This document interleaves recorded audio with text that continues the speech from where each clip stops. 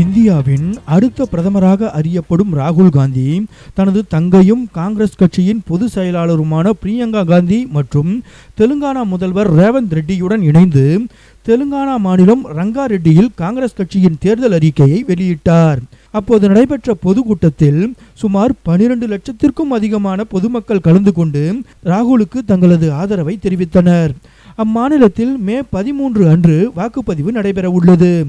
தெலுங்கானாவில் மொத்தம் உள்ள 17 நாடாளுமன்ற தொகுதிகளில் காங்கிரஸ் கட்சி 13 இடங்களுக்கு மேல் வெற்றி பெறும் நிலையில் உள்ளது. இந்நிலையில் பொதுக்கூட்டத்தில் கலந்து கொண்டு பேசிய ராகுல் காந்தி மத்திய பாஜக அரசு மீது கடுமையான குற்றச்சாட்டுகளை வைத்தார். அவர் பேசும்போது மத்திய பாஜக அரசின் தேர்தல் பத்திர திட்டம்தான் உலகிலேயே மிகப்பெரிய ஊழல். இந்தியாவில் நாள்தோறும் சுமார் 30 விவசாயிகள் தற்கொலை செய்து கொள்கின்றனர். அவர்களது வேளாண் கடன்களில் ₹1 கூட மத்திய பாஜக அரசு தள்ளுபடி செய்யவில்லை. ஆனால் பணக்காரர்களின் 16 லட்சம் கோடி அளவிலான கடன்களை தள்ளுபடி செய்துள்ளது என்றார்.